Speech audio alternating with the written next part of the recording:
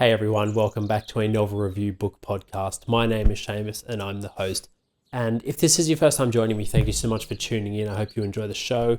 This is a book podcast. We do discuss a different book every week. If you're a repeat customer, thank you so much for coming back, and you probably know the drill by now. This week is no different. I'm discussing Donatella de Pietrantonio's A Girl Returned.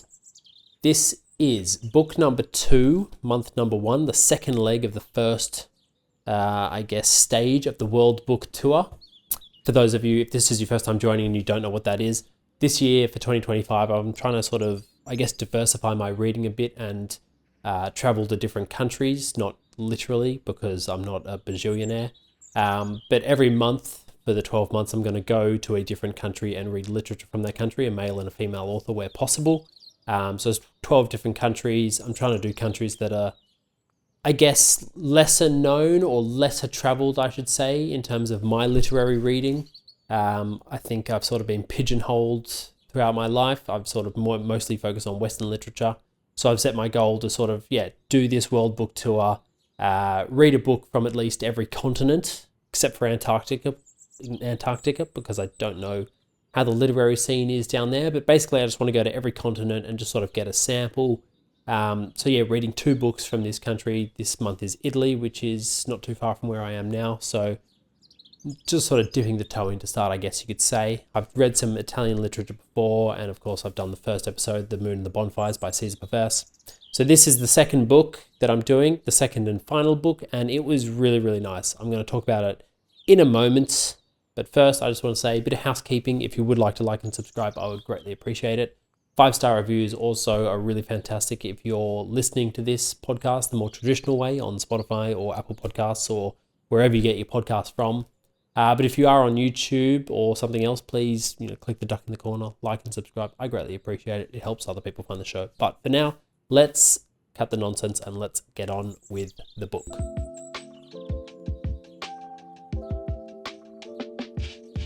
Okay, so like I said, let's get on with the book. A Girl Returned by Donatella de Pietrantonio.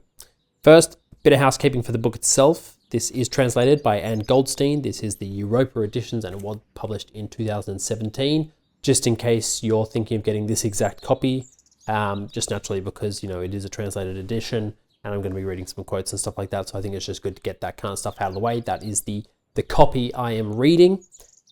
This was a really nice book. So I think To Follow Moon and the Bonfires is, that was a great place to start, I think, for exactly what I wanted to do. I thought it explored Italian culture quite well and sort of what it meant to be within that culture and growing up within that culture. And I thought it explored it quite nicely. So I thought it was going to be a tough one to follow. No, this one did fantastic. I think it was a really, really nice read. I really enjoyed it.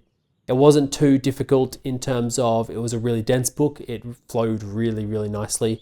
And the story was also just incredibly beautiful as well, which always helps, of course, because the hallmark of a good book is good storytelling and good writing as well. And it was both. So that was really nice to sort of find.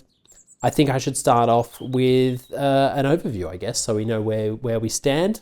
Basically, this is about a 13-year-old girl who is living with a family. We don't see that aspect, but suddenly she is ripped from that family and placed into the hands of another family. And it turns out this second family is actually her true family.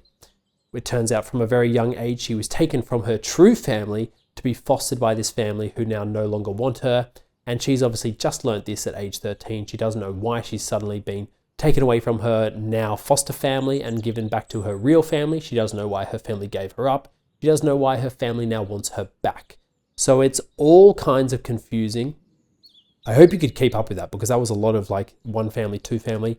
That is sort of something I noticed quite early in this book, is because it is quite confusing and jarring at the start because she's speaking, this young girl is speaking and she's kind of like, my old mother, my new mother. And I'm kind of like, is your old mother your actual mother or is your old mother the person that was raising you up until 5 minutes ago? So it's kind of like, you've got to sort of have your wits about you quite in the early stages of this book because that happens a lot and it is quite jarring trying to follow the story from that sense.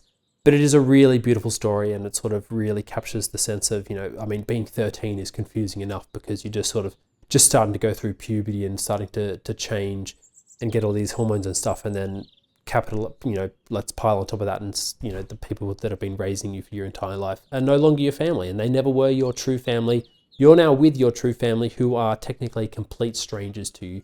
So it's really, really, I guess, on the front here it says, as heartwarming as it is heartrending, and I think that is just, a really beautiful way to sum it up. Okay, so let's sort of get into the body of the book. I've got my notes, I've got some quotes.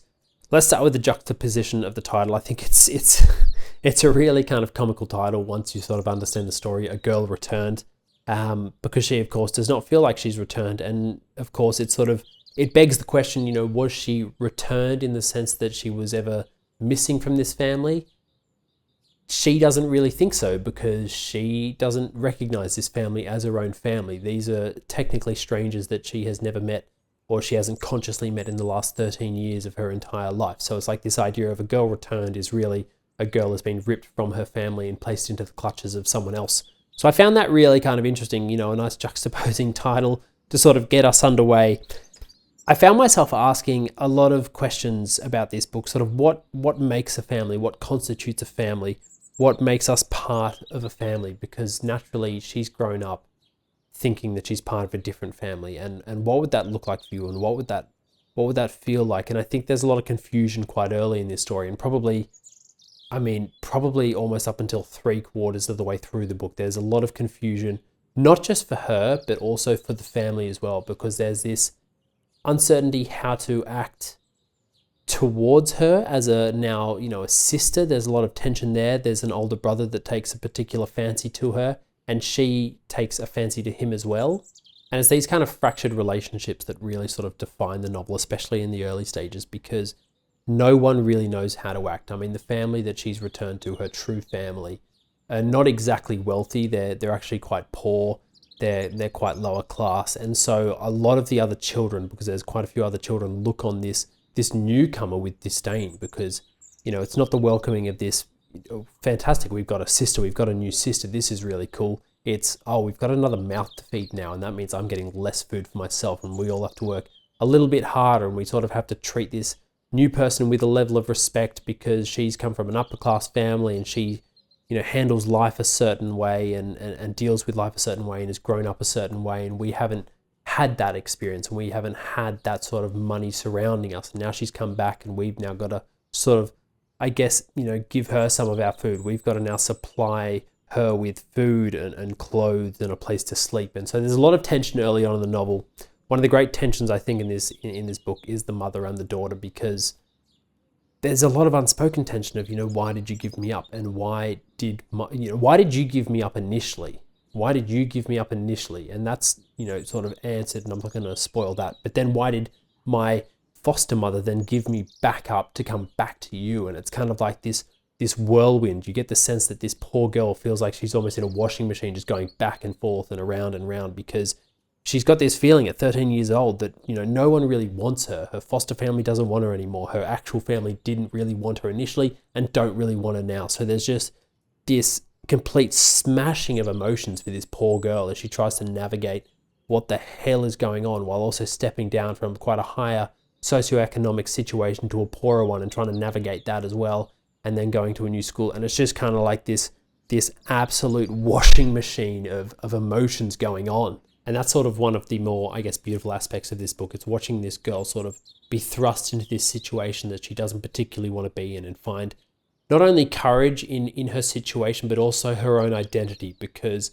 after going through something as tumultuous and, I guess, confusing as that, going to a foster family, getting rejected by the foster family, and back to your actual family that doesn't want you, your sense of identity would just be heavily skewed, because you don't really know who you are, and you'd feel quite displaced in your own world. So I guess it's just watching her discover this inner courage she has, and this, I guess, identity that she learns to discover and lean on a lot, because she becomes this really strong, independent person. And it's kind of like this capitulation of these worlds coming together to develop this one really beautiful girl. One of the beautiful aspects of this story is the writing as well. I think, even though it's a translated edition, the language is just absolutely beautiful. And I've got an example here.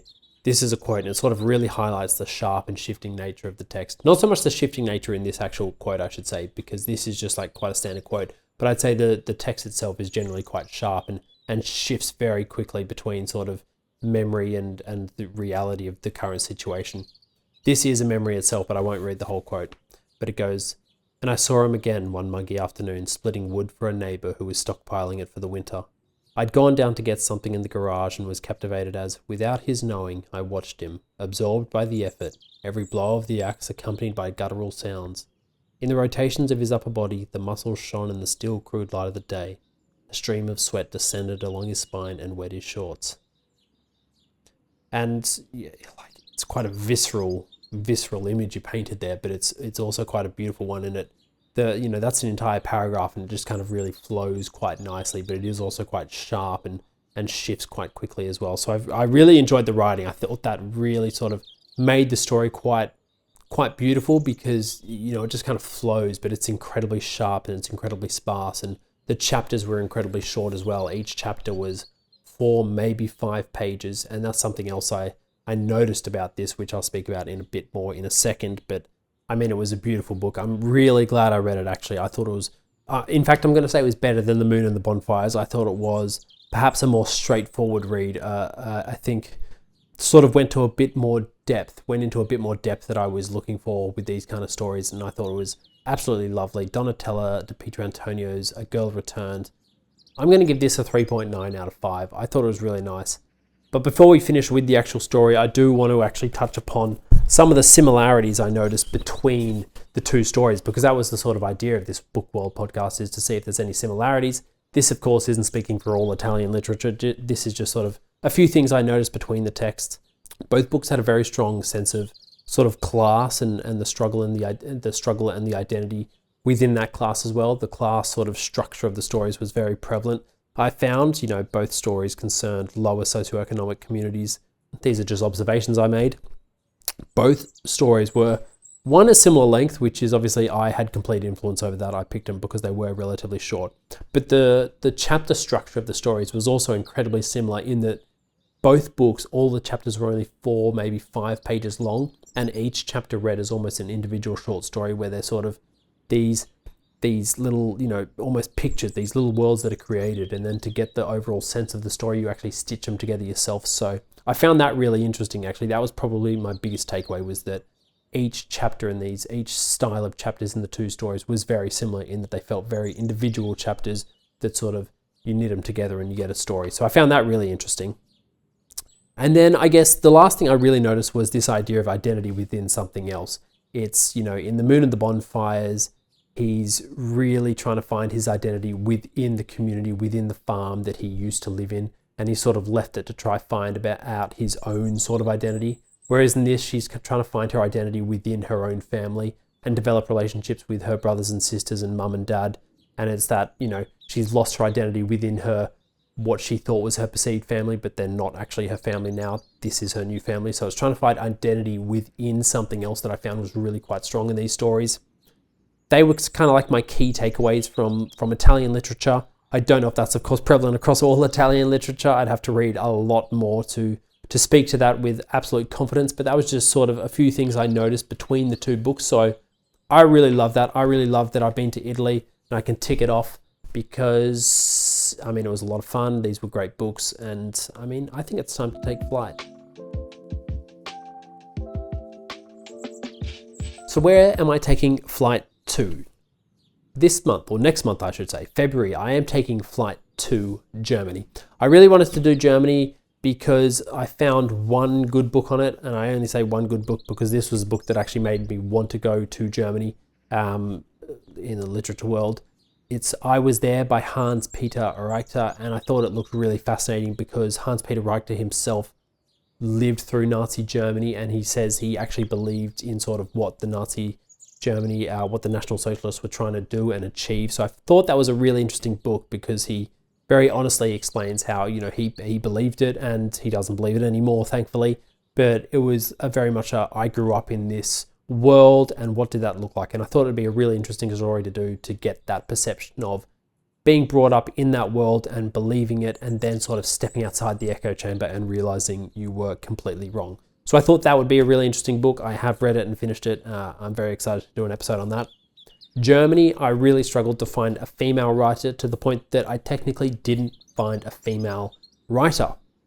It was incredibly difficult to find a female writer, and this is sort of my biggest issue that I'm finding with this World Book Podcast. It's finding female writers that are writing, from their respective countries, writing about their respective countries, and then of course translated into English, because I am not multilingual. So I found A Woman in Berlin, and it's actually by anonymous. They don't know who wrote it. They do have a very strong feeling it is a female, so I'll speak about that when I do the episode, but it's technically by anonymous, so that kind of makes it like a bit more interesting, I guess. It's kind of a bit more thrilling that it's an anonymous writer. Never done an anonymous writer, so that's kind of fun. But that was kind of like a huge struggle, just to find anything that resembled, a woman, in that they think a woman did actually write this and they think they know her name and everything like that. But just trying to find a German female writer was a huge struggle, and I think that kind of just speaks to the larger literary landscape of, women being overlooked in literature traditionally in the past. Thankfully, that's changing a lot now, because we have some fantastic female writers coming through the ranks. But yeah, that's sort of been one of the huge struggles. It's finding female writers, but writers in general, and of course them being translated into English. But these are the books I'm doing. We're taking flight to Germany, so not far from Italy. Super excited. Just in case you're watching this and thinking, God, that's 2 European countries, I will be getting off the European continent after this. Do not worry. Like I said, I want to visit all continents on the earth, so we will get there in due time. But yeah, I was there, Hans-Peter Richter, and A Woman in Berlin by anonymous. So stay tuned for that. As always, if you have made it this far, thank you so much for tuning in. I really do appreciate it. It really means a lot to me. If you would like to like and subscribe, I'd greatly appreciate that as well. If you'd like to click in the duck in the corner or give me a 5-star review on your traditional podcast platforms, that would be absolutely fantastic. But as always, this is a free podcast, so just thank you so much for tuning in. Now, I think it's time to end this episode, and today, to take us away, a quote from Elsa Moranti from the book Lies and Sorcery. Even today, in a way, I'm still in that childhood summer. My soul ceaselessly spins and pulses around it like an insect around a blinding light.